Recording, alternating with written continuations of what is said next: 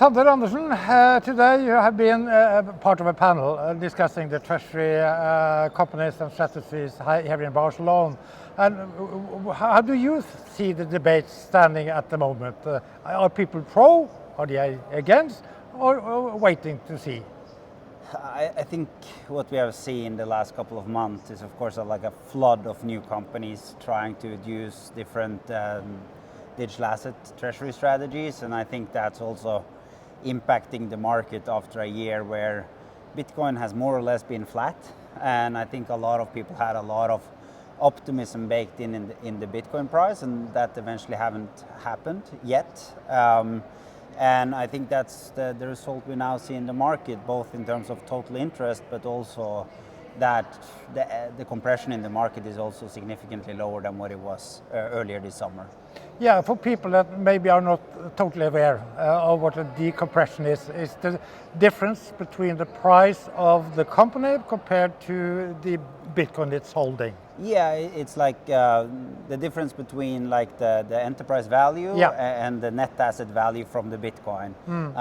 And in optimism time, you see that the MNAV tends to have a multiple, but during these tougher times, they are closer to 1. And then now we are testing the management to see how you're actually able to increase Bitcoin per share and the Bitcoin yield in Q4, which I think be the difference between the good and the bad companies.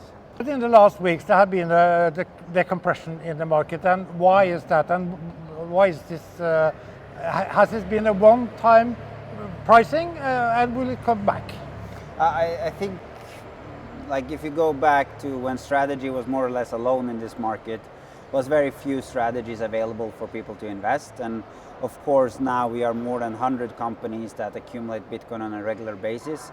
So naturally you have more strategies to choose from, it's different sizes, and I think it's just like the total interest in this industry is not as high compared to the new flood of new companies in the market.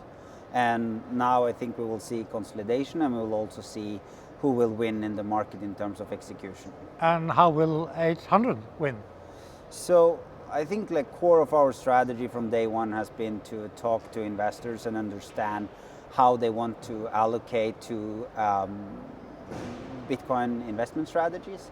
And with our balance sheet now of over 1,000 Bitcoin, we have different ways of creating products and services for them to get the preferred allocation with the right risk profile. So with an MNAV closer to 1, we have like a great collateral base. So for the more risk-averse investors have now an opportunity to do debt type of instruments with us that are highly over-collateralized. So yeah. So right now there is no overprice, or? So currently we have these companies, they have two things. They have, one is the asset they own themselves. Yeah. And they have on the liability side where you have like debt against the asset you hold. So you can do that debt in fiat and you can do that debt in Bitcoin. So that's the opportunities we now see, that we have around 700 something Bitcoin that are debt free. So we are a Nordic company with over 750 million Swedish kroner debt free on the balance sheet, and we see that as a huge opportunity using against investors for them to get product and exposure in the risk adjusted return they are looking for. And this is part of what you call phase 2, where you are going to 10x your ownership of Bitcoin? We have communicated a strategy where we say now that phase 1 was 0 to 1,000 Bitcoin. I think it was a competition in the Nordics to go there as fast as possible. But from now, we are now in the more institutional side of things, where you go from 1,000 Bitcoin to 10,000 Bitcoin and beyond.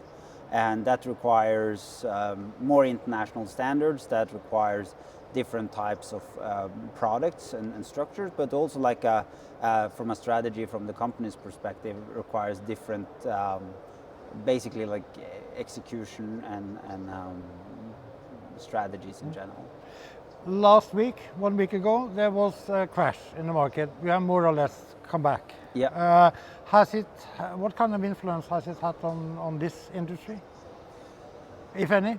Oh, definitely. I think like we in the Bitcoin Treasury industry, we started having red weeks and months a couple of months ago. So it's been like a compression after the summer where we haven't recovered yet. And I think what you see in the Bitcoin industry in general is that a lot of investors use leverage to get more Bitcoin. It's a huge race to get more Bitcoin. I think that's true for individuals, equally as true for corporations. But the thing we see with private individuals, they tend to have leverage that have a margin call. And that's when you have this huge volatility, especially downwards, people get margin called and they get liquidated for their positions. That's actually like a huge benefit of having leverage exposure with the Bitcoin Treasury space, where we can structure our debt with convertible bonds, for example, 5 years, 0% interest rate and no margin calls. So if you want like leveraging your stack 50% or 30%, Bitcoin Treasury companies can actually deliver that type of exposure, where you as an individual have to take margin call risk, which we last weekend saw can be quite brutal for the investors. So it's less risky. I mean, that has different types of risk. Okay. But at least if you want leverage exposure without margin calls, Bitcoin Treasury companies provide that kind of exposure as a service. Okay, we will follow you, Sander, in other cities or online. Yeah. Thank you very much. Thank you. Thanks for listening to this episode from Kaupr. If you enjoyed the conversation, subscribe to the Future of Finance podcast, available both on-chain and on your favorite platforms. And remember, Future of Finance isn't just a podcast. Sign up for your newsletter to get news, deep dives, and insights, and to be the first to know when new podcast episodes drop. Stay connected with us and never miss an update.